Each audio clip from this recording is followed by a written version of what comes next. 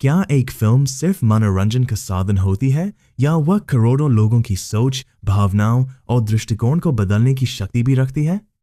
Cinema केवल पर्दे पर दिखाई देने वाली कहानी नहीं होता, बल्कि वह एक ऐसा माध्यम है जो लोगों के मन में गर्व, भय, प्रेरणा और कभी पूर्वाग्रह तक पैदा कर सकता है। इतिहास गवाह है कि दुनिया की कई फिल्मों ने समाज की सोच पर गहरा प्रभाव डाला है। कुछ फिल्मों ने लोगों को प्रेरित किया, कुछ ने सत्य उजागर किया और कुछ पर यह आरोप लगा कि उन्होंने एक विशेष विचारधारा को बढ़ावा दिया।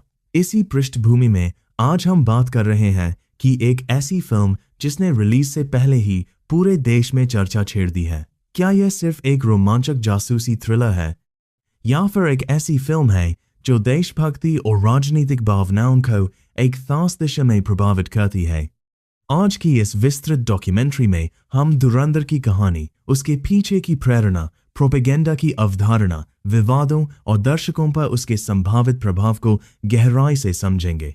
धुरंधर के निर्देशक हैं जिन्होंने पहले भी राष्ट्र सुरक्षा और सैन्य विषयों पर आधारित फिल्मों के लिए पहचान बनाई है। इस फिल्म में एक ऐसे भारतीय खुफिया एजेंट की भूमिका निभा रहे हैं जो देश की रक्षा के लिए दुश्मन के सबसे खतरनाक नेटवर्क में घुसपैठ करता है। यह किरदार केवल एक जासूस नहीं, बल्कि साहस, बुद्धिमत्ता और त्याग का प्रतीक बनकर सामने आता है। कहानी में उसे ऐसे मिशनों पर भेजा जाता है जहां हर कदम पर मौत का खतरा होता है, लेकिन उसका एक ही उद्देश्य है, भारत की सुरक्षा और राष्ट्रीय हितों की रक्षा। फिल्म के दृश्य, संवाद और पृष्ठभूमि संगीत इस तरह तैयार किए गए हैं कि दर्शक शुरुआत से अंत तक रोमांच और भावनात्मक जुड़ाव महसूस करें। फिल्म की कहानी में वास्तविक राजनीतिक तनावों की झलक दिखाई देती है। भारत की सुरक्षा, सीमा पार आतंकवाद, गुप्त अभियानों और अंतर्राष्ट्रीय रणनीति जैसे विषयों को नाटकीय रूप में प्रस्तुत किया गया है। यही कारण है कि धुरंधर को केवल मनोरंजन के रूप में नहीं, बल्कि एक गंभीर राजनीतिक और भावनात्मक कथा के रूप में भी देखा जा रहा है। दर्शकों के लिए यह एक रोमांचक अनुभव हो सकता है, लेकिन विश्लेषकों के लिए यह इस बात का अध्ययन भी है कि सिनेमा किस तरह राष्ट्रीय भावनाओं को प्रभावित करता है। अब समझते हैं कि प्रोपेगेंडा वास्तव में क्या होता है। प्रोपेगेंडा वह प्रक्रिया है जिसमें जानकारी, प्रतीकों और भावनात्मक प्रस्तुतियों का उपयोग करके लोगों को किसी विशेष दृष्टिकोण की ओर प्रभावित किया जाता है। इसमें तथ्य पूरी तरह गलत होना जरूरी नहीं है। कई बार तथ्य सही होते हैं, लेकिन उन्हें इस प्रकार प्रस्तुत किया जाता है कि दर्शक एक निश्चित निष्कर्ष तक पहुंचें। उदाहरण के लिए, यदि किसी कहानी में एक पक्ष को पूरी तरह नायक और दूसरे पक्ष को पूरी तरह खलनायक के रूप में दिखाया जाए और जटिल परिस्थितियों को सरल बनाकर भावनात्मक प्रभाव उत्पन्न किए जाए, तो इसे प्रोपेगेंडा के तत्व वाला कथानक कहा जा सकता है।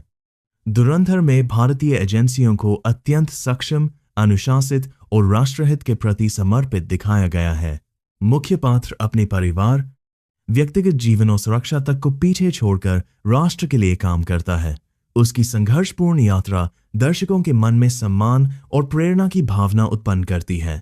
देशभक्ति से भरे संवाद, तनावपूर्ण एक्शन दृश्य और प्रभावशाली संगीत इस अनुभव को और अधिक शक्तिशाली बनाते हैं। यह पहलू उन दर्शकों को विशेष रूप से आकर्षित करता है जो राष्ट्र सेवा, साहस और बलिदान की कहानियों से प्रेरित होते हैं।